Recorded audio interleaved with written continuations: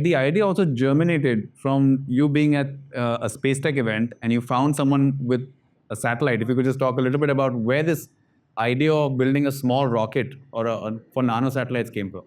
So that actually happened even before IIT, right? So in the US, because I was an AIG and I moved to Los Angeles because SpaceX is there. I used to show up at all space tech events possible, just sort of soak in what's really happening. It's one thing to see SpaceX launches on YouTube, but once you go talk to people, the whole story is different, right?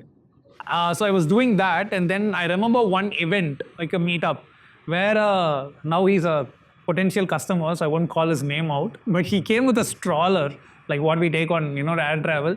It was like a normal stroller, normal size stroller. He opened it and he had a full CubeSat, like a proper functioning satellite. And he just went on and on and on about no rockets to launch that. It's one of those moments where I thought something can be done. Why is this guy so upset? And that is when this whole life, someone should be building small rockets, because rockets were simply vehicles. They were just like transportation systems. But they were built for satellites of the past. And satellites in the past, like every other electronic device in the past, too big, not too functional. That is the olden satellite. And today it's like small and functional and powerful. But rockets didn't catch up. And the reason rockets didn't catch up are why we are here, I guess. Right? Because of all the other things, because electronics was quickly changing. So satellites being mostly electronics changed. Rockets have, you saw the video, right? It has fire, it has metal, it has a lot of other coordination to also happen. So there was that gap, and I think we felt that is the best thing to close. So that's how that moment came. But it has been, the good part of the story is, from that day until today, the complaint from customers has never stopped about other rockets. That is for sure. So that's a very intriguing story for me, at least, because see, at that time when Moin and I were looking around to start this, SpaceX was probably doing 10 launches a year or maybe 8 launches a year. Today they are doing 120 launches, or I think they're on track to do 120 this year. Still the problem is the same. Still people are unhappy about launching with SpaceX. And this is not about SpaceX as a company being a problematic, supplier. It is just the way their rockets are. It's just the way the industry is. So I think that way the demand has persisted throughout. And it's a great opportunity for us.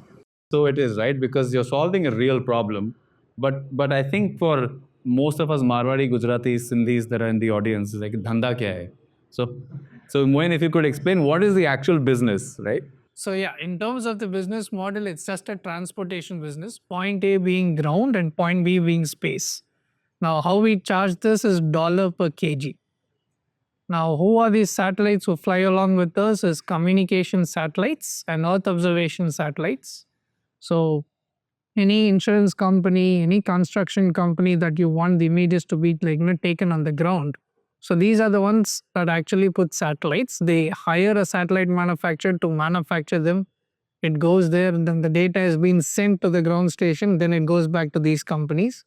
And then you have the communication, how Starlink is being doing. I think with SpaceX, they lift off Starlink itself. So I use that as a analogy here, because I think that's exactly what is happening. Only communication and Earth observation being the major players in the industry today. But we see a lot of other industries trying to use space as a platform. Pharmaceutical companies, because the protein crystallization, the drug extraction in space is done differently. It has a lot of other values. Manufacturing in space, data storage in space, because the cooling is absolutely free. So somebody has to be the bridge between this ground and space. That's exactly what we do, and we charge them $1 per kg. Nothing fancy in terms of the business model, but just the point A and point B is slightly exotic. I think I came up with a slogan to convince the IC. Think of them as FedEx. They're just transporting things 120 kilometers up, and just not in this world, just outside this world, right?